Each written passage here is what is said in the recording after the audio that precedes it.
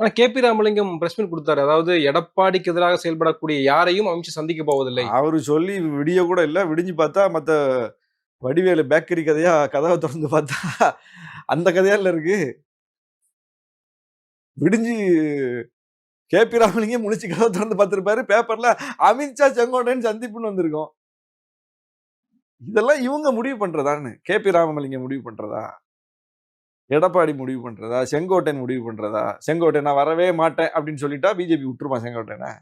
இல்ல நான் இந்த நேரத்துல உங்கள எல்லாம் பார்க்க வரமாட்டேன். பிஜேபியே கூப்பிடுதுன்னு வச்சுங்களேன். வந்து பார்க்க வாங்கன்னு கூப்பிடுது. செங்கோட்டையன் மறுக்கிறாருன்னு வச்சுங்க.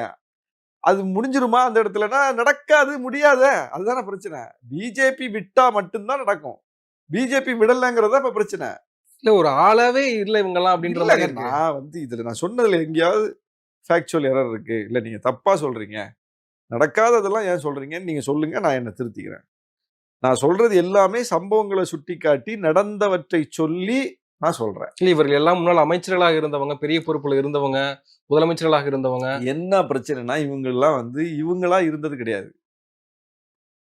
ஒரு தலைவரின் கீழே வேலை செய்து பழக்கப்பட்டவர்கள். ஜெயலலிதா ரூட்ட போட்டு தாங்கன்னா ரூட்ட போட்டு குடுக்குறாரு செங்கோட்டையன். அந்த வேலைய பாருங்கன்னா அந்த வேலைய பார்ப்பாங்க. அப்படி ஒரு கமாண்டிங்க்கு வேலை பார்த்து பழகுனவங்க. திமுகல எப்படி தானே இருக்க முடியும்? திமுகல லீடர்ஸ் இருக்காங்க சார்.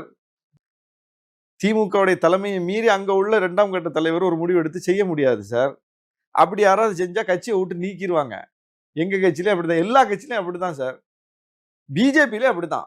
பிஜேபில இப்ப அப்படி மாத்தி பேச முடியுமா? இப்போ எடப்பாடியோட கூட்டணின்னு பிஜேபி தலைமை முடிவு எடுத்துருச்சு.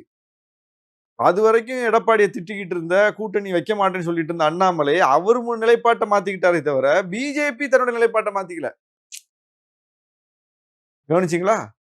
அண்ணாமலை தன்னுடைய நிலைப்பாட்ட மாத்திக்கிட்டாரு. ஆமா நான் ஒரு காரியகர்த்தா, நான் ஒரு தொண்டன். தலைமை ஒரு முடிவு எடுக்கிறாங்க. எனக்கு விருப்பம் இல்லன்னா கூட அத செய்யறது தான் என் கடமைன்ட்டாரு. முடிஞ்சா? ஆனா, தலைமை முடிவு எடுத்துருச்சு 24 தேர்தல்ல பிஜேபியோட உறவு இல்லன்னு. அதை ஏற்றுக்கொண்டு களத்துல பணியாற்றி அதுக்கு வெற்றி ஈட்டி தர வேண்டிய பொறுப்புல உள்ள வேலுமணி பிஜேபியோட சேர்ந்திருந்தா ஜெயிச்சிருப்போம்னு சொல்றாரு அப்படின்னா அதுதான் தலைமைக்கு மாறு செய்தல்னு அர்த்தம். மாத்தி பேசுறது. அப்ப இவங்களை நம்பி எடப்பாடி எப்படி கட்சியை கொண்டு போக முடியும்? அப்ப உண்மையிலே எடப்பாடிக்கு பிஜேபி வேணான்னு ஒரு முடிவு இருந்தாலும் கூட எடப்பாடியால செயல்படுத்த முடியாது. அதுதான் அவர் நிலைமை.